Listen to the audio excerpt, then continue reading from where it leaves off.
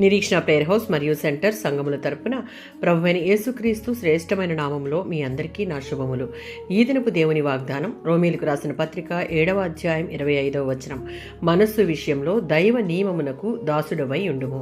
పౌలు గారు తనకున్న అనారోగ్యం నుంచి తనకు కలగబోయే విడుదల కోసం యేసు ప్రభువు ద్వారా దేవునికి కృతజ్ఞతలు చెప్తున్న సమయంలోనే దాస్యంలోనికి ఈడ్చే శరీర స్వభావం తనకున్నదని ఒప్పుకుంటూ ఉన్నాడు. 6, 7, 8 అధ్యాయాల్లో పాపం లోకంలోని అందరికీ శక్తివంతుడి కన్నా దృఢచిత్తం కలవాడి కన్నా బలమైనది. అయితే విశ్వాసులు నిరాశ చెంది తమలోని పాపానికి లొంగిపోవాలని పౌలు ఏమాత్రం చెప్పడం లేదు.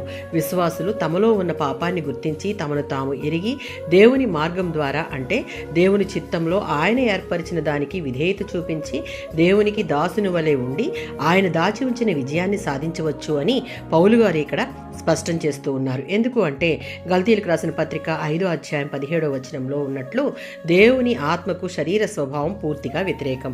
ఈ రెండింటి కోరికలు, తలంపులు, గమ్యాలు, లక్షణాలు పూర్తిగా భిన్నమైనవి. ఈ లోకంలో మన జీవితం ముగిసే వరకు అవి రెండు పరస్పరం యుద్ధం చేసుకుంటూ ఉంటాయి.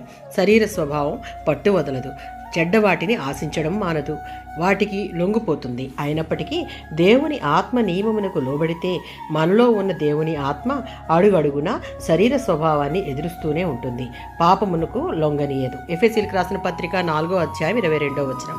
ఈ శరీర స్వభావం మనలను ఏలనీయకుండా విశ్వాసులు దేవుని యందు స్థిరమైన నమ్మిక ఉంచి దేవుని ఆజ్ఞలకు, వాక్యమునకు లోబడే వారంగా ఉంటే ఎదిరించి నిలబడమే కాదు, దేవుడు దాచి ఉంచిన విజయాన్ని పొందుకునే శక్తిని పొందుకుంటాం.